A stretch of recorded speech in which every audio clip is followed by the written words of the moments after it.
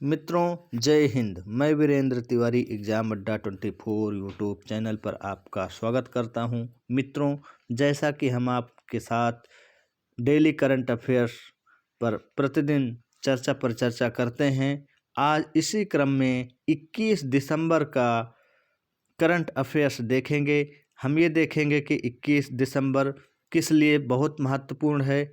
मित्रों, मैं आपको निरंतर रूप से क्लास देता रहूं, निरंतर रूप से करंट अफेयर्स उपलब्ध करवाता रहूं।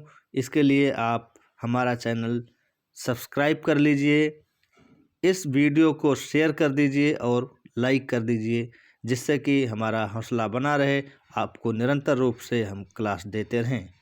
मित्रों, इसके साथ में हम TGT, PGT, net JRF, UP, TGT, PGT, DSSB एवं अन्य हिंदी से संबंधित सभी परीक्षाओं की मैं तैयारी करवाता हूं, जिसे मैं गूगल मीट एप्लीकेशन पर संचालित करता हूं। यदि आप मुझसे जुड़ना चाहें तो मुझे 9452 980 238 इस नंबर पर संपर्क करें, जिससे मैं आपसे बात करके आपको टाइमिंग बता सकूं। मित्रों, चलिए आज हम 21 दिसंबर का इतिहास देखते हैं। 21 दिसंबर 1898 ईस्वी में 21 दिसंबर 1898 ईस्वी में रसायन शास्त्री पियरे और मेरी क्यूरी ने रेडियम की खोज की।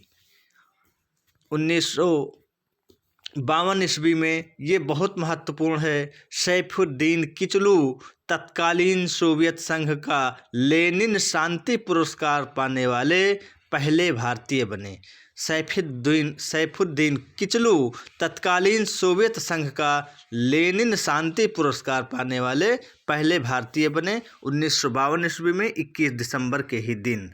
तो 1974 की बात करें तो पनडुब्बी प्रशिक्षण देने वाले देश के पहले पोत INS सतवाहन को आंध्र प्रदेश के विशाखापट्टनम में जहाजी बेड़े में शामिल किया गया।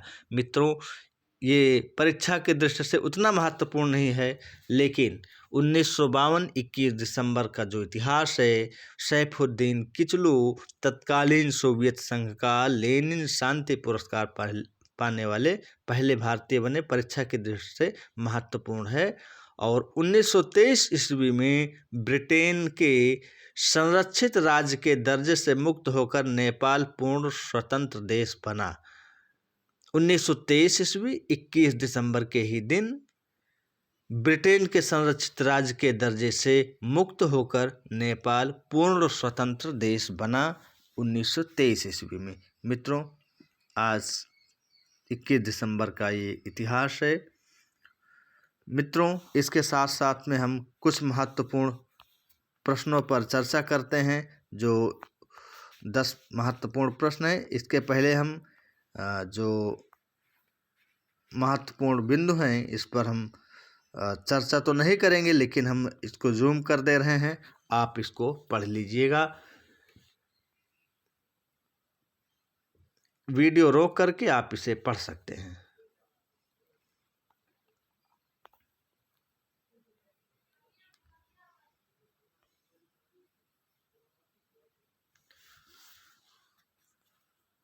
मित्रों, अब हम महत्वपूर्ण 10 प्रश्नों पर चर्चा करेंगे, जो बेहद महत्वपूर्ण है, परीक्षा उपयोगी हैं, जिसे आपको याद रखना चाहिए। हाल ही में उत्तर प्रदेश में अगले 2 वर्षों के दौरान कितने और हवाई अड्डों का निर्माण होगा? बहुत महत्वपूर्ण प्रश्न है। हाल ही में उत्तर प्रदेश में अगले 2 वर्षों के दौरान कितने और हवाई अड्डों का निर्माण होगा? तो इसमें 2, 5, 7 और 9। उत्तर होगा 9। केंद्रीय नागरिक उड्डयन मंत्री ज्योतिरादित्य सिंधिया ने घोषणा किया कि उत्तर प्रदेश में अगले 2 साल में 9 और हवाई अड्डों का निर्माण किया जाएगा।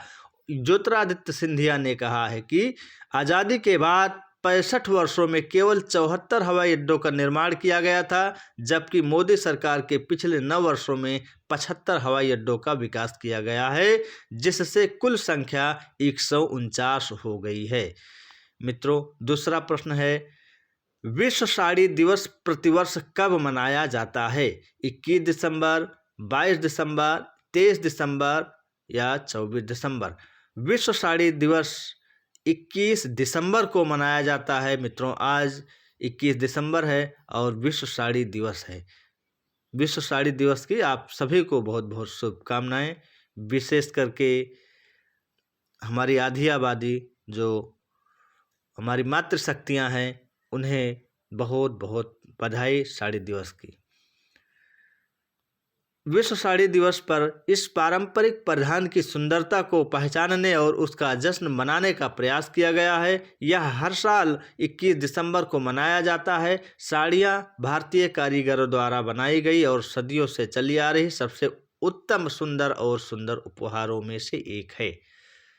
तीसरा प्रश्न है, हाल ही में लंदन में सेंटर फॉर इनोवेशन में टाटा स्टील कितने करोड़ रुपए का निवेश करेगी? महत्वपूर्ण प्रश्न है। हाल ही में लंदन में सेंटर फॉर इनोवेशन में टाटा स्टील कितने करोड़ रुपए का निवेश करेगी?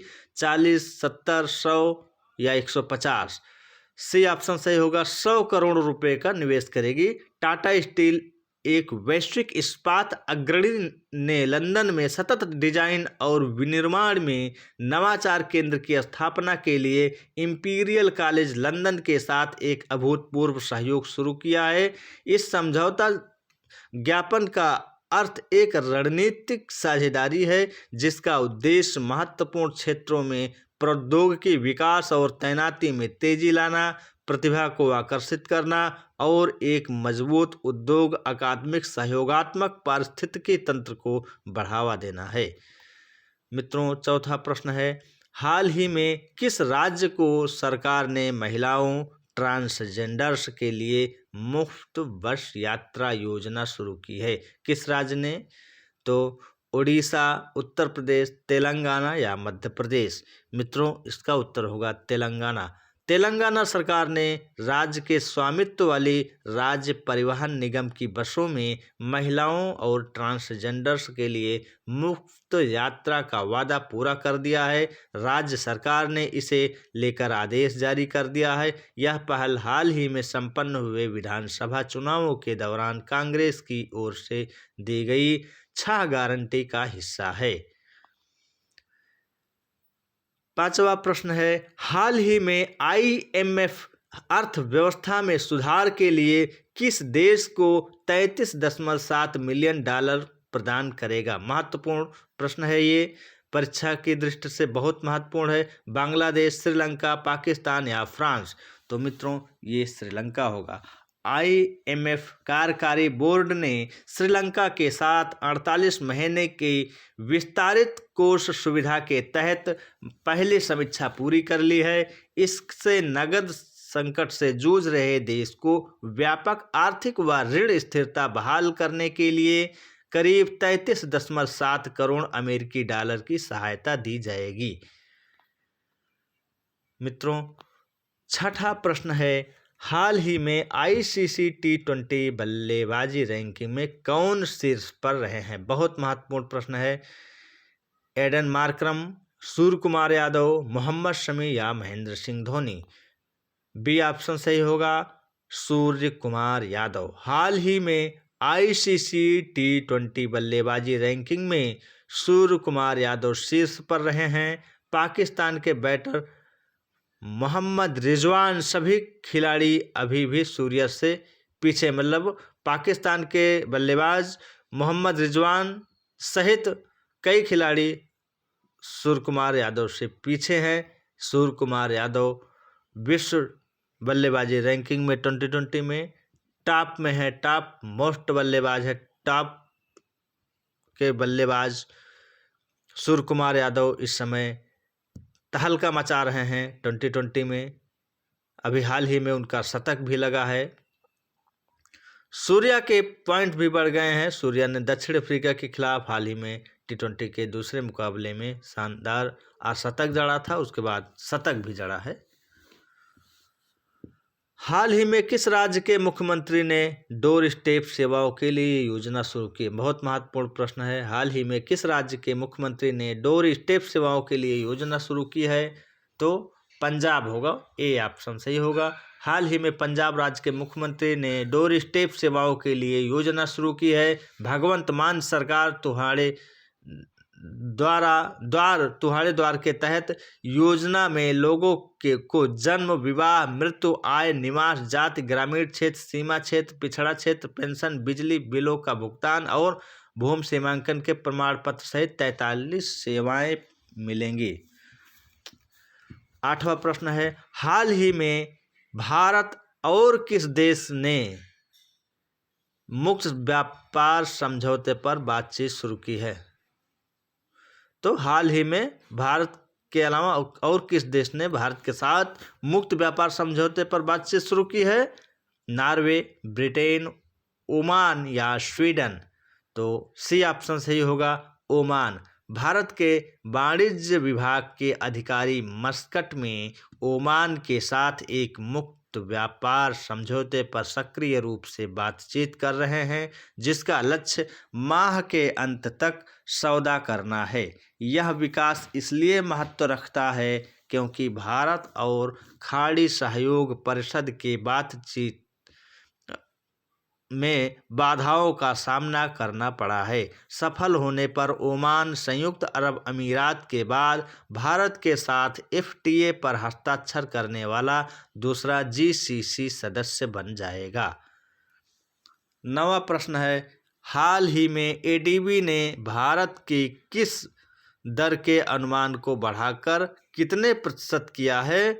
5.3, 6.7, 8.5 या 10.9%?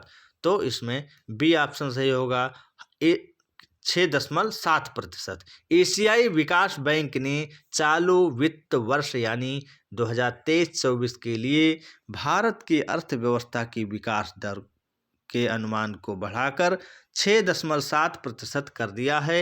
एडीबी ने सितंबर में 6.3% विकास दर का अनुमान लगाया था।